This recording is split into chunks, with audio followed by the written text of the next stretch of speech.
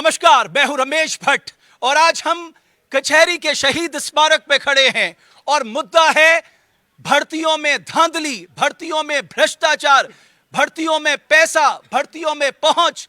इन सब ने उत्तराखंड के युवाओं की जिंदगी एक तरह से नासूर बना दी है और वो सारे युवा एकजुट एकमुठ होकर एक आवाज में कह रहे हैं कि हमारी नौकरियों के साथ भ्रष्टाचार क्यों हुआ, जिसपे हमारा हक था वो पैसे और पहुंच पर आखिर बिक क्यों गई। ऐसे तमाम सवाल हैं जो आज हम आप युवाओं के सामने करेंगे और यह भी जानना चाहेंगे कि भ्रष्टाचार के खिलाफ जब प्रधानमंत्री लाल किले की प्राचीर से निर्णायक जंग लड़ने की बात करते हैं तो उत्तराखंड में यह निर्णायक जंग भ्रष्टाचार से कब शुरू होगी। मेरे साथ चार बहुत ही खास मेहमान यहां पर मौजूद हैं।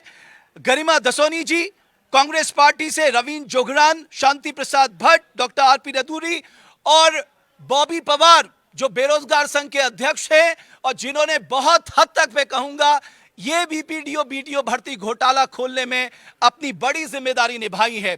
और भी मेरे साथ उत्तराखंड के कई युवा साथी मौजूद है, आपका अभिनंदन है और मैं आपको विश्वास दिलाता हूं कि आपकी इस लड़ाई में, भ्रष्टाचार के खिलाफ इस लड़ाई में देवभूमि डायलॉग आपके साथ कंधे से कंधा मिलाकर है। जुगरान साहब, मेरा पहला सवाल आपसे, आखिर ऐसा क्यों हो रहा है जो काबिल व्यक्ति है उसकी नौकरी पैसे और पहुंच में क्यों फीकी पड़ जा रही है?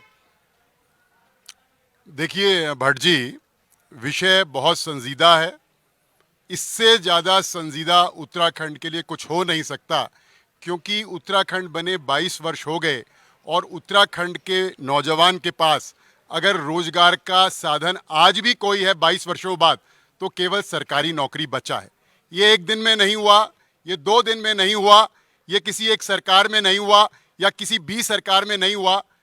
22 वर्षों में ये जो छोटा करप्शन का पौधा हमको हमारे यहाँ बीजारोपण हुआ, ये 22 वर्षों में हुआ है। हम ये नहीं कह सकते अमुक सरकार के कार्यकाल में हुआ, अमुक मुख्यमंत्री के कार्यकाल में हुआ या अमुक चीफ सेक्रेटरी के कार्यकाल में हुआ। ये 22 वर्षों में इसकी जड़ें यहाँ तक पहुँची है। स्थिति दुर्भाग्यपूर्ण है, लेकिन जैसे ही ये बात निकल के आई बेरोजगारों के द्वारा, बेरोजगार संघों के द्वारा, गवर्नमेंट ने संज्ञान लिया, एफआईआर मुकदमे करने के आदेश दिए, एसटीएफ इंक्वायरी कर रही है। जो एसटीएफ कर रही है आपके समक्ष है। मैं इतना कहना चाहूँगा कि विद आयरन हैंड, बड़े हथौड़े के साथ जो है इसकी जड़ें मिटाने के प्रयास, प्रयत्न, कोशिश सरकार द्वारा की जा रही है। और यहां तक कि हमने जब मुख्यमंत्री जी से इस बारे में चर्चा करी तो मुख्यमंत्री जी से 3 दिन पहले चर्चा हुई। मैंने भी उनको सुझाव दिया, मैंने कहा ये मामला खाली यूके एसएससी तक सीमित नहीं है, ये उत्तराखंड राज्य लोक सेवा आयोग में भी है, ये पंतनगर यूनिवर्सिटी ने जो एग्जाम कराए वहां का भी है, ये यूबीटीआर ने जो एग्जाम कराए वहां का भी है, ये टेक्निकल यूनिवर्सिटी ने जो एग्जाम कराए वहां का भी है। और ये 1 वर्ष का नहीं है, 22 वर्ष का है। इसलिए आप विचार करिए, ओपन रखिए ऑप्शन, क्यों ना ये मामले को सीबीआई इंक्वायरी के लिए दे दिया जाए। माननीय मुख्यमंत्री जी ने कहा सारे विकल्प खुले हुए हैं, आवश्यकता पड़ेगी, अभी एसटीएफ ठीक काम कर रही है, अगर आवश्यकता पड़ेगी राज्य सरकार सीबीआई जांच की संस्तुति करेगी। चलिए गरिमा जी, आपको लगता है कि ये लोग कितनी सालों से मेहनत करते हैं, सपना एक ही होता है कि हमें एक अदद सरकारी नौकरी मिल जाए, ये कितना बड़ा दुर्भाग्य है, सब अपने को ठगा महसूस कर रहे हैं आज? निश्चित रूप से जब हमने पृथक पहाड़ी राज्य की एक परिकल्पना की थी, उस वक्त इसी वजह से ये परिकल्पना की गई थी कि हमारे युवाओं को यहाँ के संसाधनों पर अधिकार मिलेगा, चाहे नौकरी हो चाहे दूसरे संसाधन हो। लेकिन ये दुर्भाग्यपूर्ण बात है जो आज के अखबार में भी खुलासा हुआ है कि 2018 की 917 लेक्चरर पद पर भी जो नियुक्तियां हुई हैं उसमें भी फर्जीवाड़ा हुआ है। 2019 में फॉरेस्ट भर्ती गार्ड होता है उसमें भी फर्जीवाड़ा हुआ है और 2022 में अगर ये यूके ट्रिपल एससी होता है तो उसमें भी फर्जीवाड़ा हुआ है। जुगरान साहब ने सही कहा कि एक ओवरनाइट चेंज ये नहीं हुआ है, ये एक नेक्सस है, ये एक कॉकस है, ये एक गिरोह है जो लगातार इन घटनाओं को अंजाम दे रहा था। और मैं तो कहूंगी कि ये गिरोह लगभग 2016-17 से सक्रिय हुआ है। अगर कोई कांग्रेस के कार्यकाल का कोई मामला आपकी नजर में है प्रमाणों के साथ, तो निश्चित तौर पर आपकी सरकार है, आपको जांच बैठानी चाहिए। लेकिन फिर आपको जवाब ये भी देना होगा। इन्होंने कहा कि हम सीबीआई जांच के लिए ओपन हैं। NH 74 की सीबीआई जांच की बात मुख्यमंत्री कहते हैं, जो मुखिया होते हैं प्रदेश के, और बैकफुट पर चले जाते हैं। तो सीबीआई जांच जब NH 74 की नहीं हुई तो इस भर्ती की कहां से होगी? इसलिए हम लेकिन आप चाहती हैं कि सीबीआई जांच हो? निश्चित तौर पर। बॉबी भाई, आपको लगता है अभी तक जो एसटीएफ कर रही है वो वाकई उन लोगों तक पहुंच पा रही है जो लोग इसके किंग पिन हैं? आप संतुष्ट हैं इस बात से? देखिए, एसटीएफ की जो अभी तक की कार्रवाई है वो वाकई संतुष्टि की ओर हमें ले जा रही थी। परंतु अब जिस ओर से अब जो बड़े बड़े नाम जुड़ने लग गए हैं, सफेद पोश नेता, जो बड़े बड़े नेता हैं, उन तक यदि आंच आती है, उन तक यदि जांच जाती है, तो मुझे नहीं लगता कि एसटीएफ उन तक हाथ अपने पसार पाएगी। मैं कह देना चाहता हूँ कि यहाँ पर एसटीएफ ने अभी भारतीय जनता पार्टी के युवा मोर्चा के जो ऐसे पदाधिकारी थे जिनका सिलेक्शन हुआ है और जिनका प्रतियोगी परीक्षाओं की तैयारी से कोई संबंध नहीं था, उनको क्यों नहीं उठाया गया? उन पर कार्रवाई क्यों नहीं हुई? ऐसे कई है, एक मंडल में नहीं है, एक जिले में नहीं है। मैं कह देना चाहता हूं कि एसटीएफ अपना हाथ वहां पर भी डालें, वो चाहे किसी राजनीतिक दल से जुड़ा हुआ व्यक्ति हो या कोई हो, उन पे भी एसटीएफ अपना हाथ डालें। और माननीय त्रिवेंद्र सिंह रावत जी ने कल की डिबेट में हमने सुना था, उन्होंने कहा कि यदि ये मामला दूसरे राज्य से भी जुड़ता है तो हम इस पे सीबीआई जांच करवाने की मांग करते हैं। तो ये दूसरे राज्य से, यूपी से गिरफ्तारियां हो रही है, यूपी में जो जेई तैनात थे सहारनपुर में, उनकी गिरफ्तारी हुई है, तो दूसरे राज्य से लिंकअप तो हो ही गया है। तो आप सीबीआई प्लस ईडी इसलिए कि हाकम सिंह रावत जो पकड़े गए थे, उनकी संपत्ति आप देख लीजिए। कल जो मनराल जी पकड़े गए, उनकी कितनी संपत्ति है और कहां से आई? डॉक्टर आरपी रतूरी, आपको लगता है कि साहब जो जुगरान साहब ने कहा, ये पौधा एक दिन का नहीं है, इसको शेल्टर दिया गया, फला फूला गया, और आज ये जब पेड़ बन गया तब हमें पता लग रहा है साहब ये तो हमारे राज्यों के युवाओं के भविष्य को ही खा गया। भट्ट साहब, ये बड़ा दुर्भाग्य है, और जिसे हम देवभूमि कहते हैं उस पर एक बहुत बड़ा कलंक भी है।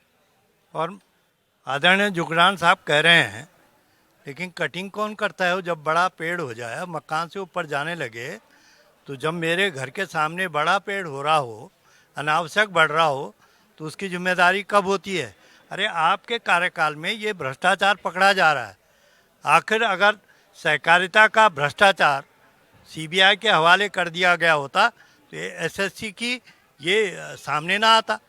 आपके एक घोटाले नहीं है, जो अभी गरिमा जी ने भी कहा, वो खुद भी मान रहे हैं जुगरान साहब, क्योंकि निश्चित तौर पर वो और हम तो राज्य आंदोलनकारी भी हैं। हमने राज्य बनाने का सपना इसलिए नहीं लिया कि कुछ लोग संपत्ति जोड़ लेंगे और हमारे नौजवानों का भविष्य खराब करेंगे। मेरी मांग है कि जो भी ये अभी तक हुआ है, इसको निरस्त करना चाहिए और इनके भविष्य के साथ खिलवाड़ नहीं होना चाहिए। भट्ट जी, मैं आपसे जानना चाहता हूं आपका व्यू पॉइंट क्या है कि अभी तक जो मामले एक के बाद एक सामने आ रहे हैं, दो व्यक्ति, अगर हाकम सिंह और मनराल की बात करूं साहब, ये 10 साल में इतने बड़े संपत्ति की इकट्ठा कैसे कर लेते हैं? इनको शेल्टर किसने दिया है? ये भी तो जांच होनी चाहिए साहब। बहुत सही सवाल है। आज जो मैं बात कहूंगा, मुझे लगता है तमाम बेरोजगार भाई इस बात को समझेंगे। 9 नवंबर 2000 को भ्रष्टाचार का जो बीज उत्तराखंड की धरती में बोया गया था राष्ट्रीय पार्टियों की तरफ से, ये उसी का परिणाम है कि सत्ताएं बदली, चरित्र नहीं बदला। अब आज ये वट वृक्ष बन चुका है भ्रष्टाचार, और उसकी एक शाखा को आज यूकेएसएससी आप कह सकते हो, उस शाखा में भ्रष्टाचार पकड़ा गया है और जनता का दबाव था, शायद उस पर कार्रवाई भी हो रही है। दुख की बात यह है 21 पकड़े गए, नेता कोई नहीं पकड़ा जा रहा है। छोटी मछलियों पे कार्रवाई हो रही है, बड़ी पे नहीं।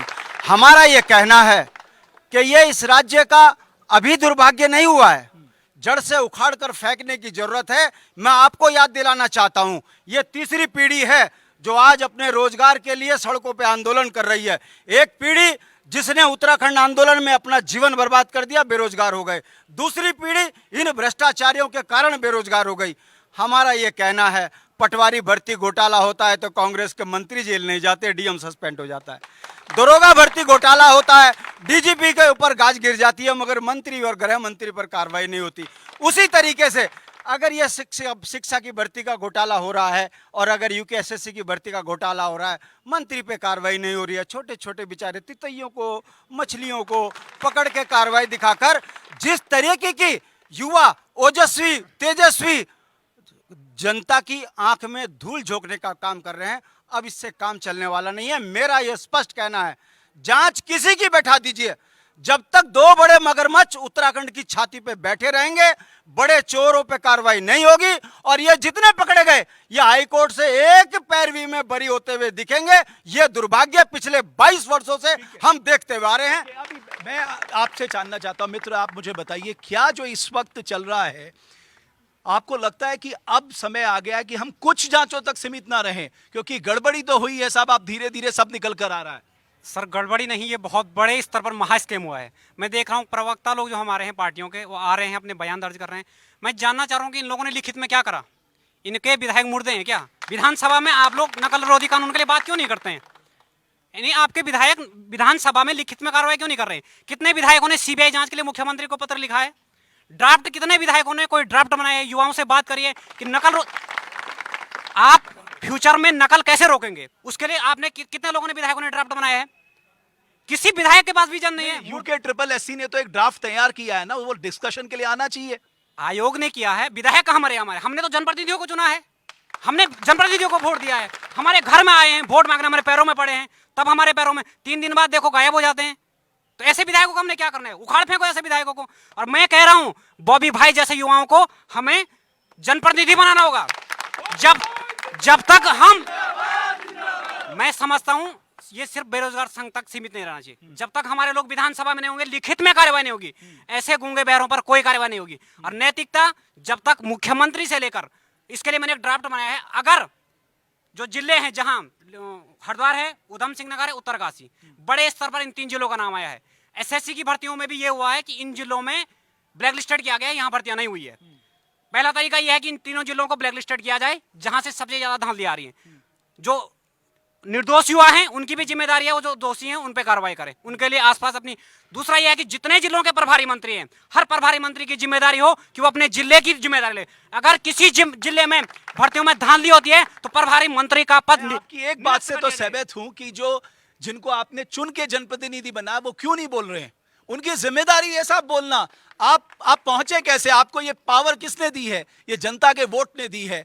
हर एक विधायक को एजुटेटेड होना चाहिए था। ये इतना बड़ा मामला है क्योंकि जिन युवाओं के साथ ये हो रहा है आप उनकी पूछिए। जुगरान साहब, इसमें तो कोई गलत बात नहीं है। हम विधानसभा में क्यों जाते हैं? डिबेट हो, डिस्कशन हो, जनता से जुड़े मामले उठें, हम मजबूत कानून बनाएं, उस कानून को इंप्लीमेंट करें। लेकिन उत्तराखंड में आपने देखा होगा साल में केवल 12, 13, 14 दिन विधानसभा चलती है साहब। तो कहां से इन युवाओं के भविष्य पर चर्चा होगी? और जो विधानसभा युवाओं के भविष्य पर चर्चा नहीं करती, विधानसभा का फिर मतलब क्या है?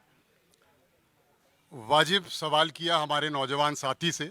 ये इनका सवाल नहीं, मेरा भी सवाल है। As a spokesperson of Bharatiya Janata Party Uttarakhand, also as an individual, as an activist, as an Uttarakhand आंदोलनकारी, मेरा भी यही मानना है कि उत्तराखंड की विधानसभा में हमारे जो माननीय विधायक किसी भी दल के आते हैं, क्या वो इन इश्यूज पर अपना, उनका रिएक्शन, उनकी प्रतिबद्धता, उनकी सक्रियता, उनका प्रोएक्टिव होना बहुत अच्छा होता। अगर वो ऐसे होते तो हमारे नौजवानों को सड़कों पे नहीं आना पड़ता। ये मैं दलगत राजनीति से ऊपर उठ के सभी दलों के लोगों के लिए कह रहा हूं।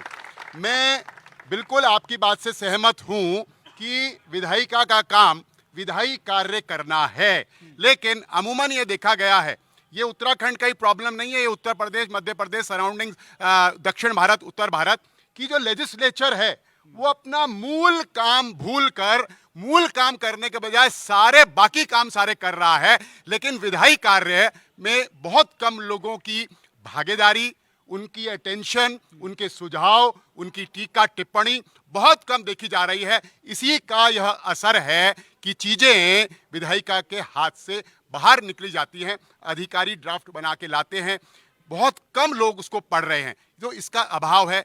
एक चीज और मैं बहुत स्पष्ट उत्तराखंड की जनता और उत्तराखंड के नौजवानों के समक्ष अपनी ओर से और पार्टी की ओर से रखना चाहूंगा। 100% बड़े मगरमच्छ जब तक नहीं पकड़े जाएंगे, मास्टरमाइंड जब तक नहीं पकड़े जाएंगे, हाकम सिंह और मनराल प्यादे हैं, वो केवल स्पून है, चम्मच हैं। जब तक जो है बड़े प्यादे नहीं पकड़े जाएंगे, यानी जड़ के नीचे जड़ की पूरी एक ताना बाना होता है। जड़ जो है कई रेशों से जुड़ी हुई होती है। वो रेशे साफ करके, वो उतनी मिट्टी एरिया की साफ करके, जब तक उसका एक एक रेशा साफ नहीं होगा, ताना बाना जड़ का नहीं टूटेगा।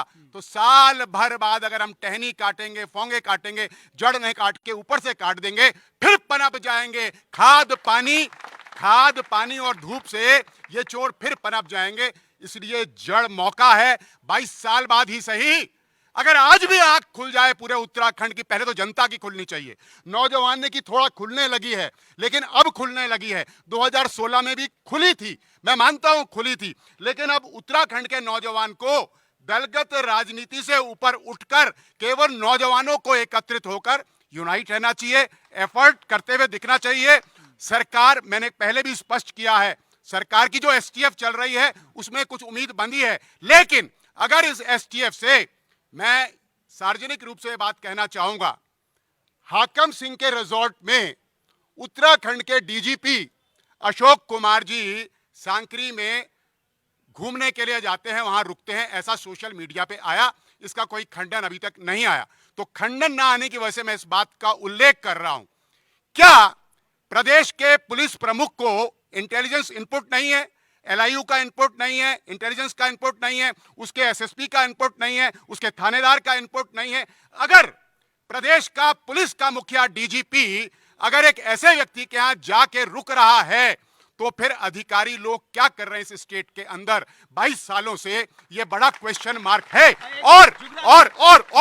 और एसटीएफ की हैसियत नहीं कि वो अपने डीजीपी से या बड़े नौकरशाहों से क्वेश्चन भी कर सके, वो तो सैल्यूट करेंगे, जय हिंद साहब, क्या कर सकते हैं? इसलिए ये सारे प्रश्न इसलिए आ रहे हैं, जनता की बात। और चीफ मिनिस्टर बिल्कुल ओपन थे इस बात के लिए। उन्होंने कहा निश्चित रूप में पुनर्विचार करेंगे, आवश्यकता पड़ेगी बिल्कुल संस्तुति करेंगे इन सारे घोटालों की सीबीआई इंक्वायरी के लिए, और 10 वर्ष के पीछे की इंक्वायरी होनी चाहिए। लेकिन जो लोग मेहनत से, परिश्रम से, अध्ययन से पढ़कर जिन्होंने क्वालिफाई किया है, 100 निर्दोष छूट जाएं, 100 गुनहगार छूट जाएं।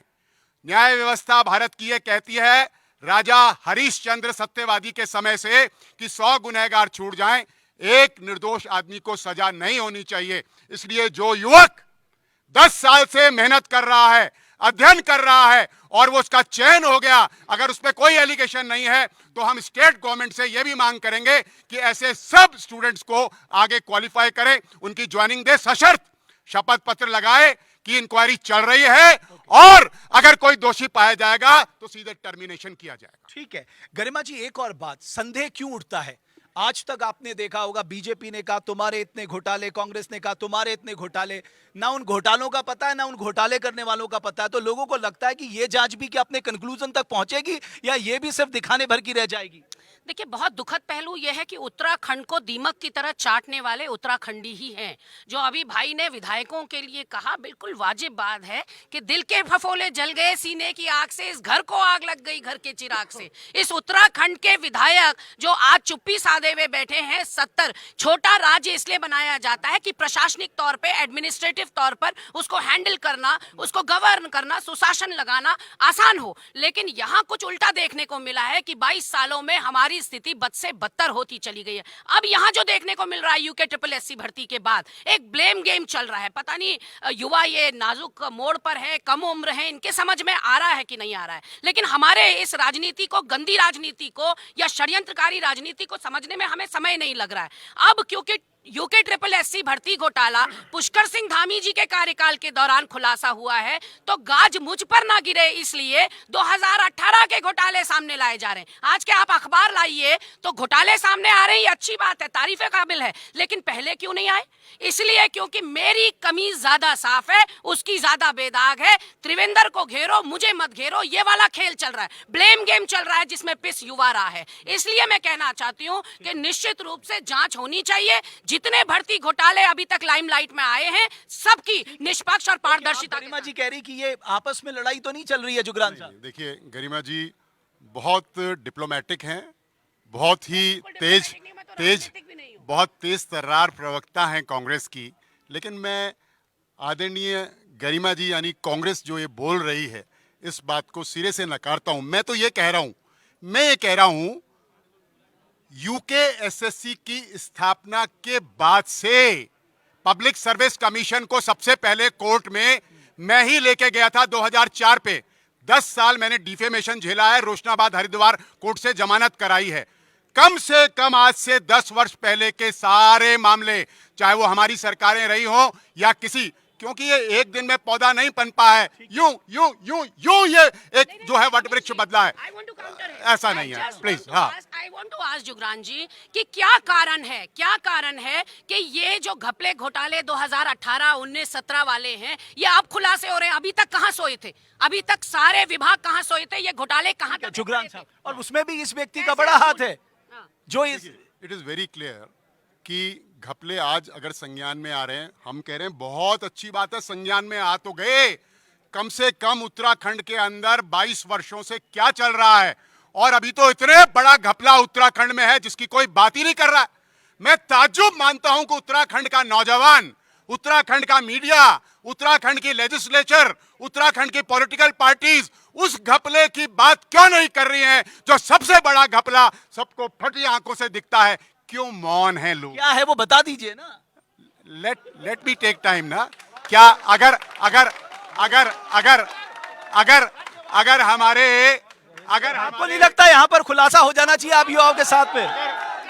अगर अगर अगर हमारे नौजवानों को, नौजवान तैयार है उसकी तरफ। एक मिनट देखिए, जुगरान साहब के पास कुछ बॉम्ब है। गणेश जी, मेरी एक रिक्वेस्ट है, ये बच्चे तड़प रहे मुख्यमंत्री जी से अपॉइंटमेंट के लिए, क्या जुगरान जी यहाँ आश्वासन देते हैं कि मुख्यमंत्री जी से वो मुलाकात करवाएंगे?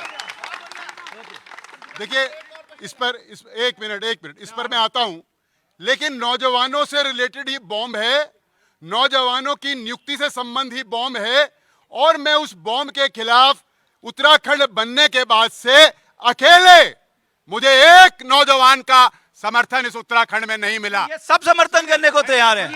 ये तो नौजवान आज खड़े हुए हैं वीडियो प्रकरण के बाद, लेकिन ये उस समय नहीं रहे होंगे, उस समय हाई स्कूल में रहे होंगे, 8वीं में रहे होंगे, उसकी चर्चा करेंगे, वो बम फोड़ेंगे, लेकिन मैं नौजवानों से अब उस बॉम्ब का इंतजार सबको होगा, ये याद रखिएगा जुगरान होगा, साहब। होगा। कहीं ऐसा तो नहीं आपके पार्टी के लोगों की नींद उड़ जाएगी कि किसके ऊपर बॉम्ब गिर रहा है? नहीं, मेरी पार्टी के नहीं, पूरे उत्तराखंड के लोग जो हैं, उसमें पूरा समाज है, राजनीतिक दल हैं, उत्तराखंड का नौजवान है, और उत्तराखंड का विदाउट एजेंडे का वो तमाम, उसमें मीडिया भी है, तमाम लोग हैं जो कहीं ना कहीं ऑब्लाइज्ड हैं, उपकृत हैं। मैं समझ रहा हूं, मैं 22 वर्षों की कहानी वो हम लोग करेंगे, लेकिन अगर हमारे युवा, हमारे नौजवान साथी चीफ मिनिस्टर से मिलना चाहते हैं, डेफिनेटली जरूर 100% उनकी उपलब्धता के हिसाब से आप लोगों का एक डेलीगेशन निश्चित रूप से नहीं। बॉबी जी, क्या मुख्यमंत्री जी से आपकी भेंट नहीं हुई? हाँ ना, बताइए। बड़े मुश्किल से एक बार ऐसे, मतलब कितने बार अपॉइंटमेंट लेना पड़ता है, नहीं मिलता आसानी से। ये इतना कठिन हो गया है कि ईश्वर प्राप्त हो जाएंगे पर हमारे नेता नहीं मिलेंगे। ये सही बात है, ईश्वर नहीं मिल रहे, मुझे ईश्वर। हाँ, एक बार बताइए मित्र। जुगरान जी का हम बहुत सम्मान करते हैं, और जुगरान जी ने पहले भी बेरोजगार के पक्ष में बोला है, पर सिर्फ बोला है, किया कुछ नहीं है सरकार ने। आज भी ये बोलते हैं कि ये हुआ है, वो हुआ है, लेकिन आज तक अगर इन्होंने कोई लिखित में कार्यवाही हुई है? सर, विधानसभा में जो पीछे से भर्तियां हुई है उनका क्या? आप कहते हो वीडियो वीपीडीओ, सिर्फ वीडियो और वीपीडीओ रह गया है क्या? जो कनीर सहायक में जो ये निकल रहे हैं, इन्होंने पेपर लीक किया था, उसकी जांच क्यों नहीं? अगर ये बात हो रही है, जो अधिकारियों क्रम के जो बच्चे हुए हैं ये वन दरोगा में, एक ही परिवार के 2-2, 3-3 बच्चे हो रहे हैं, सिलेक्ट हो रहे हैं, उनका क्या? आज वीडियो चलो ठीक है, मानते हैं वो एक मुद्दा है, उसकी जांच चल रही है, और वो कह रहे हैं कि वो जुगरान जी ने एक बात बोली है कि अगर आवश्यकता पड़ेगी, अरे आवश्यकता है, सीबीआई जांच की आवश्यकता है। आप कह रहे हो आवश्यकता पड़ेगी, अरे भैया कब पड़ेगी? जब ये मामला शांत हो जाएगा तब पड़ेगी। ठीक है मित्र, आप कुछ कहना चाह रहे हैं? सर, मैं ये कहना चाहता हूँ, इतना बड़ा मामला है, सभी सरकारें जीरो टॉलरेंस नीति की बात करती है, लेकिन आज इतने सारे लोग यहाँ पे जमा हुए हैं, छात्र, वो भी आज का युवा, ठीक है, लेकिन भ्रष्टाचार का मामला इतना बड़ा अभी यहाँ पर उठा है, लेकिन मुझे कोई यहाँ पर कोई बड़ा मंत्री नहीं दिख रहा है, ना किसी की तरफ से कोई आश्वासन दिया जा रहा है युवाओं को। पहला कि ये जो इतनी भर्ती हुई है, इतना बड़ा घोटाला हुआ है, इसमें इतने सारे भ्रष्टाचारी लिप्त हैं, लेकिन इसको रद्द करने की मांग नहीं हो रही है, अभी तक किसी ने भी बात नहीं करी है। दूसरा, कि इतना बड़ा मामला उजागर हो रहा है, हर राज्य से कनेक्शन मिल रहे हैं, 2-3 राज्यों से, अभी आगे और मामला इस टीपीएफ जांच करेगी तो आएगा, लेकिन अभी तक सीबीआई जांच की मांग बड़े स्तर पर कोई नहीं कर रहा है, कोई मंत्री सामने नहीं निकल के आ रहा है कि सीबीआई की जांच की मांग। तीसरा कि इतने सारे भ्रष्टाचारी, इतनी सारी संपत्तियां इनके सामने आ रही हैं, लेकिन अभी तक इनके घर पे बुलडोजर नहीं चला है। जिस प्रकार बुलडोजर चलवाना चाहते हैं। बिल्कुल, एक सेकंड, मैं कह रहा हूं कि जो इनके माता पिता है जिन्होंने ये पैसा दिया है 15-15 लाख रुपए, जो ये छात्र हैं, जो ये भ्रष्टाचार को बढ़ावा दे रहे हैं, क्या आप ये नहीं सोचते कि ये आगे जाएंगे, उस पद पे बैठेंगे तो आगे भी भ्रष्टाचार ये बड़ा मुद्दा है। भटजी कहाँ गए? भटजी, ये बड़ा मुद्दा नहीं है भाई। जो पैसे दे के आ रहा है वो पूरा टाइम, पूरा ध्यान अपना पैसे कमाने में लगाएगा और पूरा सिस्टम तबाह कर देगा। साहब रमेश जी, आपको एक छोटी सी जानकारी दे दूं, उत्तराखंड के भाग्य का फैसला सचिवालय में होता है और सचिवालय में आपत्तिजनक संपत्ति मिल जाती है, कोई मंत्री नहीं फंसता, कोई अधिकारी नहीं फंसता। आप और हम, जनता बोल रही है इस हाकिम का हाकिम कौन? उसका मुझे मंगलौर में उसके खिलाफ एफआईआर दर्ज हुई थी, किसकी चिट्ठी से बचा? हाकिम वही तो है। और कौन है सब जानते हैं, सरकार का बड़ा मुखिया है। उसके बावजूद अब ये जनता के बीच में आप और हम खूब चिल्ला रहे हैं। मैं फिर कह रहा हूं, जब कोई भ्रष्टाचार का यहाँ कोई कानून ही नहीं है, कौन पकड़ेगा? देश में तो कानून है ना, अरे साहब। प्रिवेंशन ऑफ करप्शन एक्ट इस देश में लागू है साहब, ऐसा थोड़ा है। 22 साल आपने अब वो यहाँ लागू नहीं हुआ तो आप इस देखिए। राज्य को 22 साल होते हुए आपने भी देखा, इस जवानी को, जवानी से पहले बूढ़े होते हुए भी आपने देखा, तमाम भर्तियों पे घोटाले आपने देखा, मगर मूंगफली बेचने वाला विधायक कब करोड़पति बन गया, उसकी संपत्ति की जांच नहीं हो रही। अगर आपने जैसी सरकार के खिलाफ किया, आपके पीछे सारे पड़ जा रहे। मैं एक राज्य आंदोलन से निकला हुआ आदमी हूं, मेरी जांच हो रही है, भाई मेरे पे क्या मिलेगा? जब मिल कुछ नहीं रहा तो शर्म आ रही उनको। मैं ये कह रहा हूं कि जब विधानसभा के अंदर मुख्यमंत्री नौटंकी के तहत ये कहता है कि सब अपनी संपत्ति का ब्यौरा दो, सबसे ज्यादा ना देने वाले भाजपा के भ्रष्ट बेईमान नेता हैं, तो भाई मुझे शक क्यों हो रहा है? पटवारी भर्ती पे भी बच रहे नेता, सचिवालय की जांच करा लो, 6 बजे तक आदमी नहीं मिलते और 6 बजे के बाद ये घर नहीं जाते, समझ में नहीं आता। ये अपनी बीवियों से परेशान है, अपने बच्चों से परेशान है कि ये टॉयलेट को आपत्तिजनक चीजों से भरने के लिए परेशान है, इसकी भी जांच होनी चाहिए। मेरे को तो आज तक नहीं दिखी। ये बात मैं आपके सामने इसलिए बोल रहा हूं, कि राजनीति में नौटंकी बहुत ईमानदारी से की जा सकती है, क्योंकि वो नौटंकी है, अमिताभ बच्चन भी कर रहा, यहां भी कर रहे, मगर उत्तराखंड के लिए सर कटाने वाली जगह पर आप खड़े हो। यहां 42 माताओं के बच्चों के जो है फोटोएं लगी हैं। हमने ये राज्य लड़ के लिया है। और अब जो बात मैं बोलने जा रहा हूं, ये जो जवान पीढ़ी है ना, ये भी कोई ईमानदार नहीं है। हमने इनके मुंह से भी सुना है कि आप लोग तो सीन में नहीं हो, भाई जी जरा समझा करो, बड़े नेता के पैर पकड़ लूंगा मैं भी, शहर जुगाड़ हो जाएगा। अगर ये मानसिकता उत्तराखंड के अंदर नहीं होती तो इस राज्य को आज हम अपनी आंखों के सामने बर्बाद होते हुए नहीं देखते। बूढ़ा इस पर परेशान, जवान भविष्य के लिए परेशान, और हम उत्तराखंड को बचाने के लिए परेशान। तो मैं ये पूछना चाहता हूं, फिर ये राज्य को बचाएगा कौन? हमारे भाजपा के मित्र भी सही, कांग्रेस के मित्र भी सही। Okay, last comment. ठीक है भट्ट जी, मैंने आपका कमेंट लिया, मैं आपकी बात। देखिए, एक चीज ये पूछना चाह रहे हैं, देखिए इनका कहना सही है। इनका कहना ये है कि आप भी देख रहे होंगे, युवा बोल रहा है, हमारे मिनिस्टर्स जिनके ऊपर बड़ी जिम्मेदारी है, उनके विभागों की जिम्मेदारी है, कोई आके ये नहीं बोल रहा कि मुख्यमंत्री जी इस पे आप कड़ी से कड़ी कार्रवाई करिए, किसी को छोड़ना नहीं है। हम अपने युवाओं के 15 रुपए की बोरी लेके भाजपा के नेता गाड़ी भी दूसरी पकड़ के ऐसे भाग रहे, डर के मारे कि कहीं कोई मुझसे पूछना ले तुम क्यों चुप हो। ये तो बोरी में छुपे हुए, गाड़ी घर से बाहर नहीं निकल रहे। बता दो मुझे कोई नेता अगर यहाँ पर आकर बोल रहा हो कि नहीं इन बच्चों को हम न्याय दिलाएंगे। तो मेरा कहने का मतलब है, 22 साल में मैं भी बुढ़िया गया, और मैं उम्मीद के साथ कह रहा हूं यहाँ बैठे हुए, माँ बाप की पेंशन होगी तो रोटी खा लेना, नहीं तो प्रदेश छोड़कर चले जाओ। इस राज्य के अंदर 48 लाख लोग रह गए हैं जो पर्वतीय क्षेत्र में रहते हैं। आपकी राजनीतिक, आर्थिक, सामाजिक हैसियत को इन नेताओं ने बर्बाद कर दिया, और आप यहाँ पर आकर उम्मीद लगा रहे हो। जब तक उत्तराखंड के अंदर राज्य आंदोलन की तर्ज पर हर वर्ग सड़कों पर नहीं उतरेगा, तालियां बजा। एक कमेंट जो एक मिनट, मैं आ रहा हूं। एक विश्वास, जुगरान साहब और रतूरी साहब, मैं आपके पास आ रहा हूं, बॉबी भाई, एक विश्वास तो यहां पर जगाना होगा कि साहब हमारे राजनेता या हमारा सिस्टम करप्शन से लड़ना चाहता है। ये सिंबोलिज्म का जमाना बहुत चला गया, हम सिंबोलिज्म में जी रहे हैं। हाँ जी साहब, बिल्कुल लड़ना चाहिए, और पता लगा वो सबसे बड़े करप्ट हैं। जो आज भ्रष्टाचार से लड़ने की बात कर रहा, पता लगा वो सबसे ज्यादा करप्शन के आकंठ में डूबा हुआ है। जी जी, देखिए आपकी बात सही है, और ये जो नौजवान यहाँ खड़े हैं, युवा, मैं अपने को बाद में किसी पॉलिटिकल पार्टी का कार्यकर्ता, स्पोक्सपर्सन मानूंगा। पहले मैं ये अभ्यर्थी हूं, मैं अपने को यह समझ के लड़ाई लड़ रहा हूं कि मैं एक अभ्यर्थी हूं। ठीक हो गया। अब मिनिस्टर्स की बात आई है। देखिए, वो ऑफिशियल वर्जन गवर्नमेंट का गवर्नमेंट देगी। मैंने आपको बीजेपी का पक्ष बताया कि बीजेपी के प्रवक्ता और वर्कर की हैसियत से मैं चीफ मिनिस्टर से 7-8 मिनट मेरी बातचीत हुई, गंभीर पहलू पे बात हुई।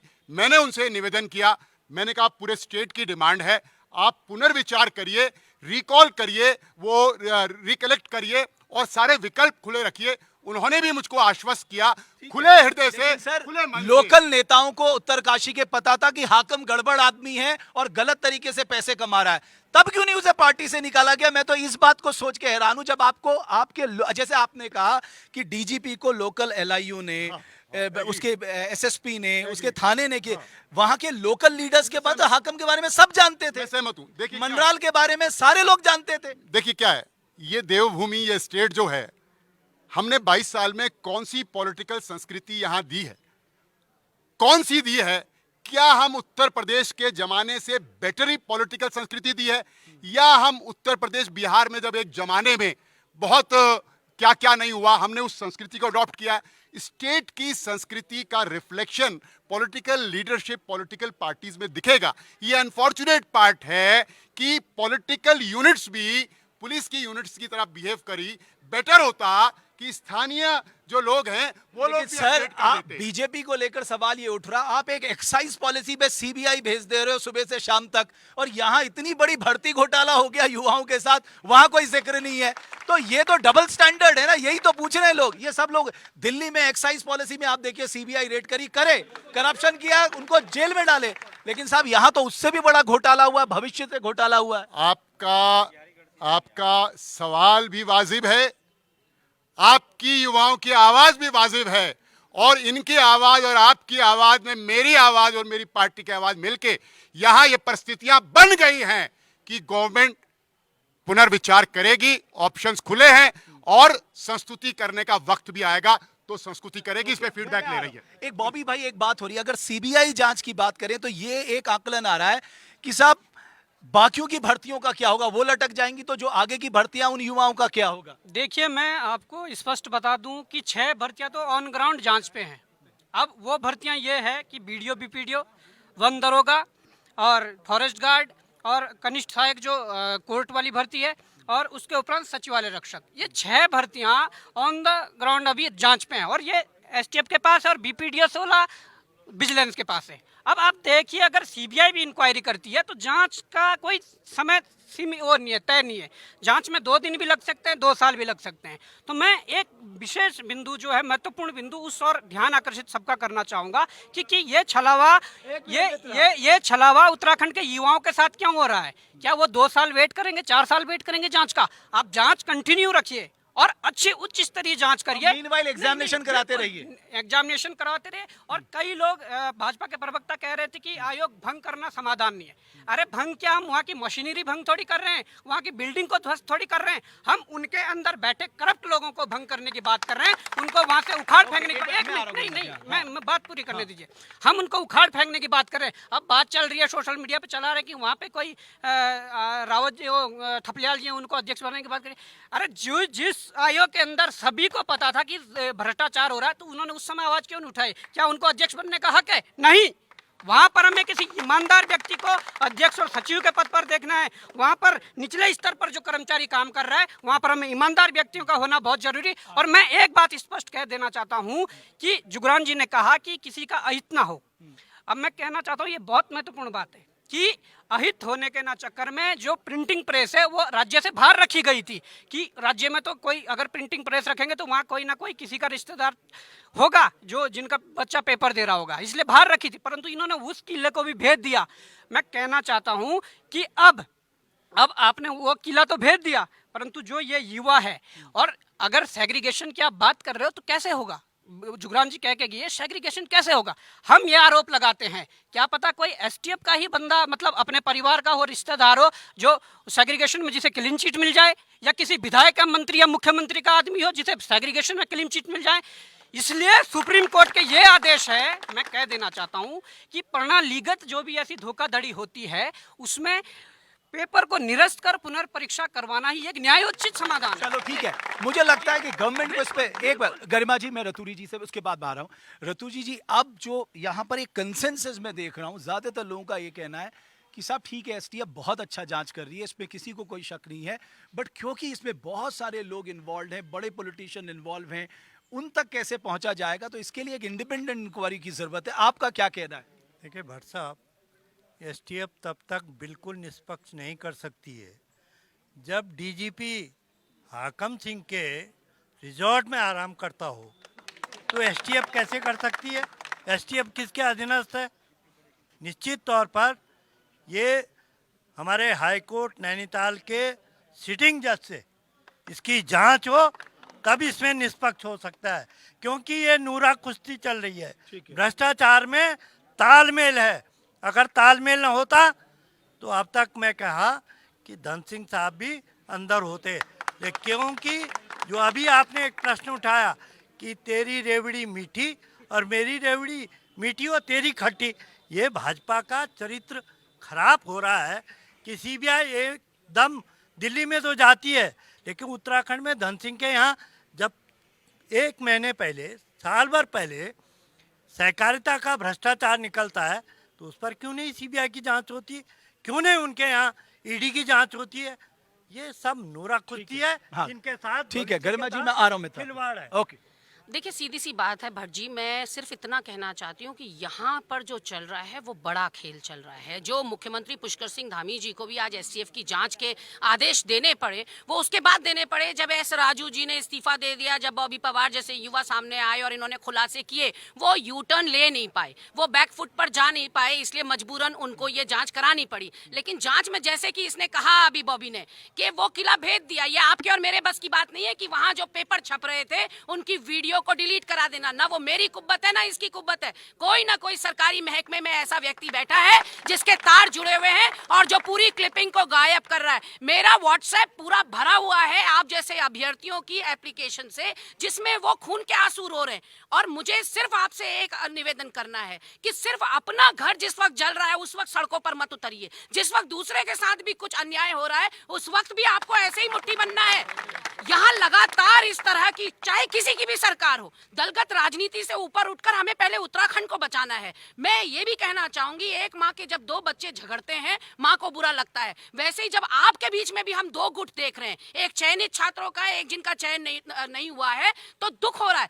आप लोग आपस में बैठक करके, आपस में समन्वय स्थापित करके एक मुट्ठी क्यों नहीं बनते? एक मुट्ठी। और दूसरी बात रमेश जी, आप कॉल करिए मंत्री आपकी डिबेट में, क्योंकि जवाबदेह गरिमा दसौनी नहीं है, मैं कोई विधायक नहीं हूं, मंत्री नहीं हूं, जवाबदेही बनती है विधायक की, मंत्री की। वो क्यों नहीं डिबेट चैनल्स में आ रहे?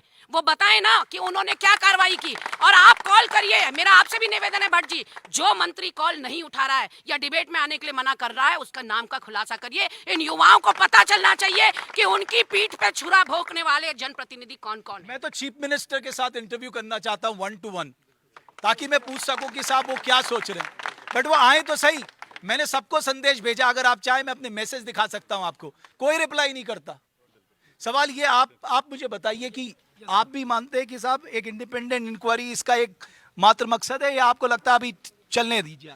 देखिए सर, ऐसा है कि इसमें जो रूलिंग पार्टी है, अगर उसके कुछ ऐसे मेंबर्स होंगे जो इसमें संलिप्त हैं, तो बचाने का प्रयास करेगी जरूर, डेफिनेटली।